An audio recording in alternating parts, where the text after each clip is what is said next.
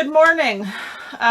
Today is the day. I am getting ready. It's 6:30 in the morning. It's around freezing outside. The wind is ripping. I'm getting ready to head to New Brunswick. Nervous, excited, but mostly nervous. Nervous because this will be my largest purchase with cash ever thus far. I won't be excited, I don't think, until it's here in the driveway if I decide to get it. But yeah, I'm mostly just nervous. My stomach's flopping around like a fish on a wharf right now. If you're watching this clip, then obviously things went well. Yeah, I'll update as soon as I can. About to start heading north.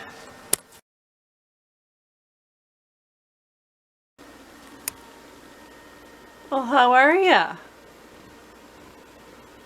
Yeah, check it out. Check it out. Good morning. Whew, she's a bright one. Like my new hat, I picked out the yarn at Walmart and my coworker knitted it for me. It's my new favorite.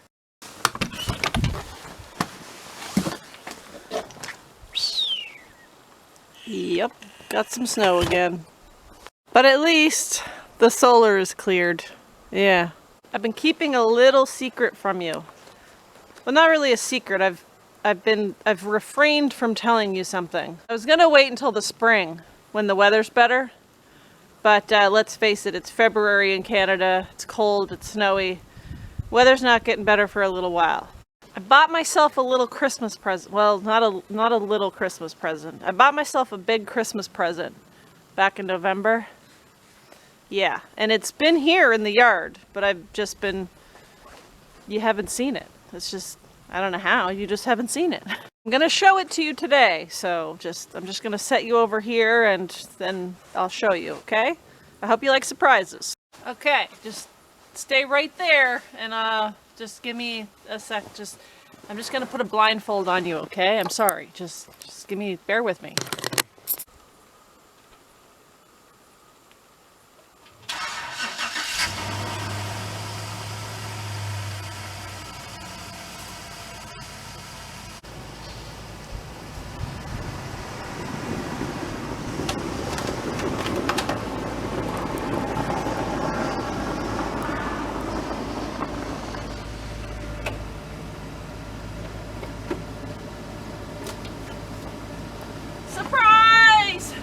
Okay, well, now that that's done, I can park it back where it was parked. Yeah.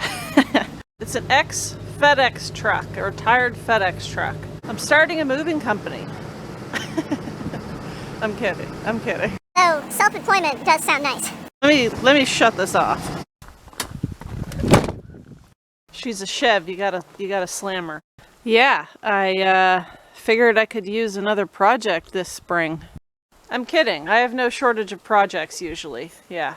However, I did buy this to do an RV conversion of sorts at some point.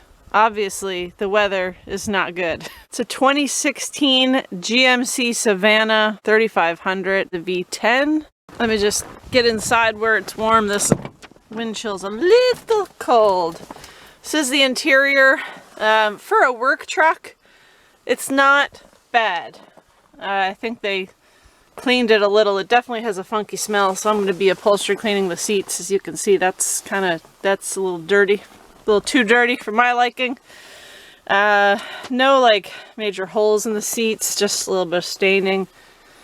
Not bad. I'm going to put those gloves on because my hands are freezing. Again, got a slammer. Might be asking, Jenna, why did you buy a box truck? Well, because it's been a dream of mine for years to have a rig on wheels. I know, I have one. It's right there, but that's stationary. That's different. So now maybe you're wondering, okay, box truck, why not Class C? It's already done. The layout is already there. Well, that's precisely the reason. The layout is already there. This way, I can make my own layout to suit my needs. It's basically a blank canvas. Same thing goes for Class A, Class B, truck campers. You know, the layout's already there. This way, it's a clean slate. Build this rig how I want it and how it will suit my needs, I guess. Also, have you seen the prices of used Class C's? Because it's up there. Truck campers, great. I love them. You know, you can put them on a 4-wheel drive truck, which will get you into places that something like this probably won't be able to get me to. But they are kind of small. I guess I have my reasons. Initially, I wanted to get a shuttle bus. I thought long and hard and came up with a box truck being the best choice for me. Shuttle buses are great, but they have curved ceilings, slanted walls, lots and lots of windows, so insulation might be tricky. I just thought that a box truck would be the best fit because the box is completely square. So you don't have to worry about any crazy weird measurements. I'm not saying that's going to make the build easy. It's not going to be easy. It's not going to be easy, but easier perhaps, maybe. That is not the only reason why I chose to go with a box truck. If something were to go mechanically wrong with this vehicle, you can remove the box and place it on another chassis. It has been done. In that case, you know, if something does go wrong mechanically with the vehicle, you don't lose your entire build. Your build is going to be back there and it can be separate from the vehicle, basically. That was one of the main reasons why. Another reason is that they are a little bit more stealthy. As long as you're not going to outfit it with a bunch of doors and windows, you probably wouldn't even know someone's in the back of it. Now, I know a lot of people comment on this channel and tell me that I should save and buy a new RV to live in, build a cabin. I hear you. I do. I hear you. But also, it's my life and I kind of have to do what I want to do. And this has been a dream of mine for years. So that's what I'm going to do. I'm going to build this thing out. It's going to be like an adventure rig. As long as everything goes smoothly. I'm sure there will be hiccups and headaches along the way. That's the plan. Eventually, I do plan on buying land, but this is something that I would like to get done first. Because if I buy land, I need something to put on it, right? Yeah, because my home over there, that's stationary. That's not going anywhere. That's staying here. Also, if you're not aware, I am on family land. This is not my property. I'm allowed to stay here, but it's not my land. So that's why I was saying, because I want to buy land. Anyway, if you're new, now you know. Well, since we are in here, you may have noticed this back wall here doesn't have a door. Some of these do, some of these don't. I was hoping that I would find one that had one already, but you can put them in yourself. And I guess I'm going to have to do that. That's probably going to be one of my first projects, is cutting a hole. Or, sorry, a rectangle, whatever. Yeah, gonna have to put a door right here. Super important to me to have that. I don't know what those stickers are, but they're gonna be gone. Very important for me to have that option to be able to dip into the back or dip into the front if you don't feel safe somewhere and you want to leave. So that is a must for me. That is going to be one of the first things that I will have to do. It's winter time here and I don't exactly have a heated garage space. So there's a lot of things that I can't do just yet. Now, obviously it is not the time of year for paint or silicone or anything of that nature. It's below freezing most days. We are in February. So, just not going to happen just yet, you know? Yeah, I'm going to have to hold off for a little while before I go balls to the wall with it. Even in saying that, it's not something that I can exactly pump out within a few months because I do work a full-time job. I'm not going to be able to just have a build in a couple of months. It's not happening. I'm going to be working on this project when I can, when I have the time. Obviously, I'm still going to be doing stuff around my home. And yeah, so it's not going to be an entire build series. When I work on the truck, I will film it and post it on the channel, but the channel won't be turning into a box truck build out series because it is February. There's only so much that I can do. Let's talk about the good, the bad, and the ugly. I haven't done a thing to this vehicle since I bought it in November. By the way, I will talk about cost later, I think maybe after the build. I'll talk about cost, the cost of the vehicle, the cost of the build, incorporate it all into one. But I am still debt-free, okay? I told myself that if I cannot afford to buy something with cash, I'm not buying it. I'm not doing it. I do not want to be a slave to debt. Been there, done that, got the t-shirt. So yeah, no, not doing that. Still debt-free. Have somewhat of a nest egg for this build. And it's going to be a slow build. I am also working at the same time, like I said. So that will also help fund the build as well.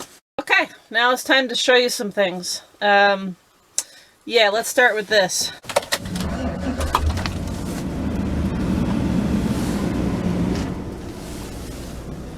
Yeah, see that? That just happened 2 weeks ago. Can go wrong, will go wrong, my friends. Now, I'm hoping it's something simple and stupid. I do have a year warranty for certain things with this vehicle from the place that I purchased it from. Obviously, it was secondhand. It's 9 years old. It's not new. It will have some issues for sure. Nothing is in perfect condition. So that right there, something new that I will have to look into. That is what this little doohickey is for. I purchased this off of Amazon. Fairly affordable. I can plug it in, get a code, and look up the code, see what I'm working with, see if it's something that I can just go ahead and erase. I actually purchased that thing after Blue Crasher, my car, had the check engine light come on, and it had to do with an evap code or something like that. So I purchased that little thing after that, and then of course the box truck light came on, so perfect timing, I guess. Let's talk about the issues. See the first one? These things are known to get rusty rockers right there. Part of the reason is that here in the wintertime we salt our roads. These courier vans, they keep them very well maintained mechanically, but when it comes to the body of the vehicle, they don't worry about it. You know, scratches, dents, it's gonna happen. They're delivery vans. But they also don't undercoat the underneath because after so many kilometers, they retire them anyway. So they probably don't worry about things like keeping the underneath of them well and well maintained. Basically, they're only running them for so long, so many kilometers, and then they retire them and buy brand new. So they just keep cycling through them like that. So these things always do have a little bit of rust, unfortunately. You know, and they are on the road in the winter time, so the underneath of them definitely isn't perfect. Let me just shut this off. There we go. Yeah, so that's something I will have to tackle in the spring. When I bought this, of course they had painted over it white, but that only lasts so long. And I knew that they did that. I'm not stupid. That's problem number one down there. Can you see the FedEx logo where it's been removed? You might be able to see it. It is there. You can definitely see that one up there under certain lighting. Okay, underneath, of course, they went ahead with the black paint and they tried to cover everything up, make it look pretty. I also knew that they did that because that's what places do. In the springtime, I'm going to get under there with a wire brush, get everything that I can, and undercoat the heck out of the underneath. Problem number 3. I think I'm going to have to turn the vehicle back on for this. By the way, that's how many miles are on this thing for the Americans. 149. Hang on. 149,078. I disconnected the battery and connected it again, and it stopped displaying the kilometers and now shows miles. I will put the conversion of kilometers here somewhere on the screen. Little higher than I would have liked, but it is impossible to find these box trucks with little to no miles on them. Like I said, they are on the road all the time. That is their job. So yeah, they're usually fairly high kilometers. Having said that, because I know you're probably asking, Why would you buy something with high kilometers? well, a lot of these actually are still on the road at 400,000 and 500,000 kilometers. So I knew that there is a chance that, you know, it could still last a long time on the road. However, it's a box truck, so if I don't want to go ahead and put a new motor in it, then I could always take the box off and save the build, put it on another chassis. You know, there's that option. The other problem I was talking about, which isn't really a problem, I honestly didn't even know that this thing had side cameras.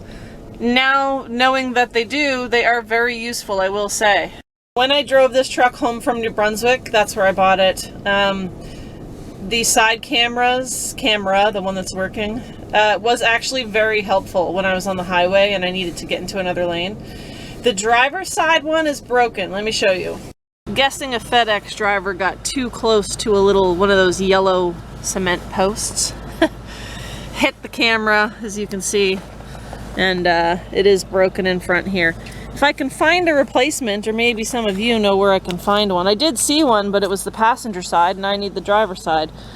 I'm wondering if I can replace it because I would hope the wiring inside is still good.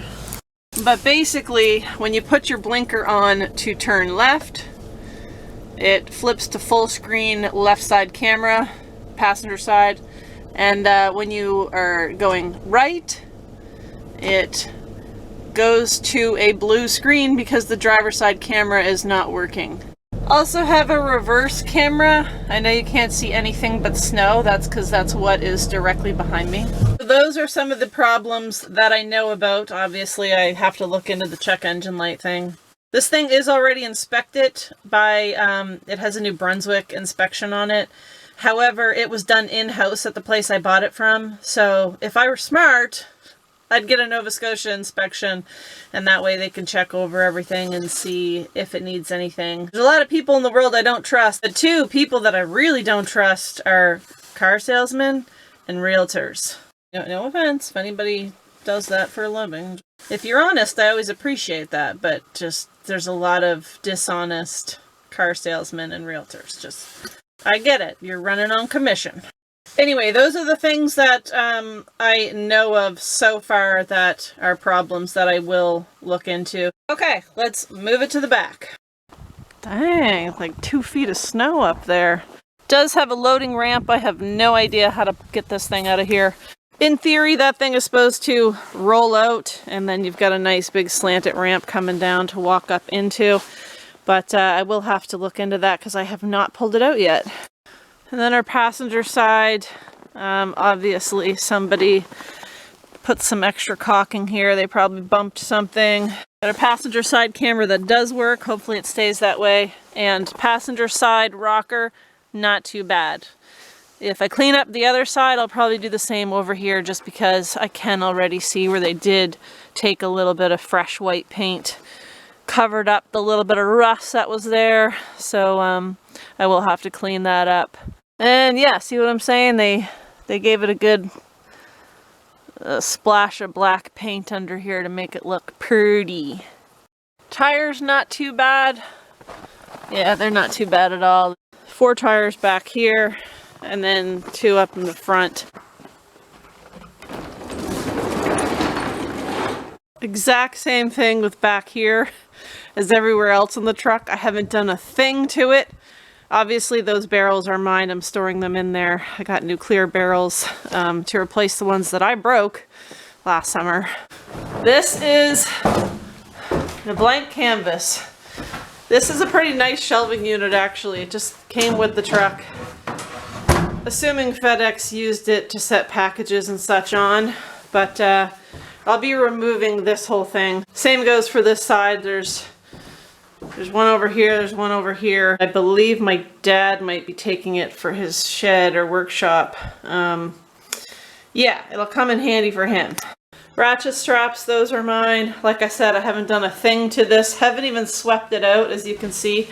There's still like papers and stickers from FedEx in here, I'm assuming. Have not done a thing. I wanted you to see it exactly how it came. Obviously, this is where we're going to be putting our pass-through door at some point. This is it. Man, it is cold. It is chilly. It's chilly out here, but at least the sun is shining. We got our roll-up door here. As you can see, all the hinges, wheels, they're all quite rusty. And I was thinking about keeping the roll-up door and having it be pretty stealth that way and having a bit of a drop ceiling here, but my dad and I were talking about it, and I think I'm actually going to try to just remove it all together and get a different door for the outside. That way I can just start completely fresh. I can remove that, remove this track, and then obviously remove all the plywood here and start the insulating process. What do you think? Can I fit a bed, a bathroom, a kitchen, and all that in here? By the way, it's a 16-foot box. I don't think I mentioned that. If I didn't, my apologies. May still be a 14-foot box though, because we got like 2 feet of space right here, and I might put a partition wall right up from here. There's already a line there actually. So from there to here is about 14 feet. I do want to have a separate wall here in front of the main door and have just a regular door and a regular window so that when the box truck doors are opened up, I can use it like a house door and have a house window, you know?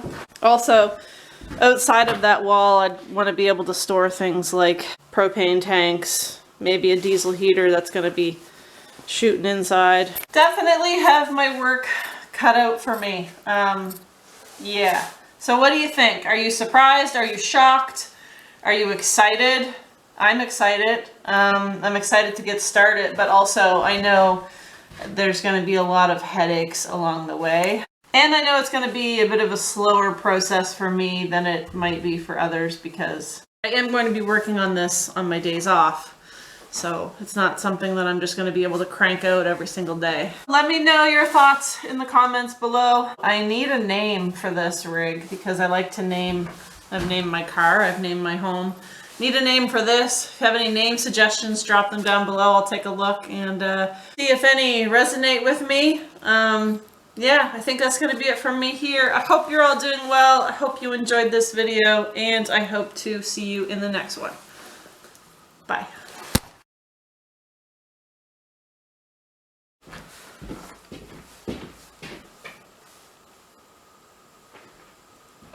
Wow! I have a lot of work. A lot of work. I put a bed over here, bathroom here, kitchen here.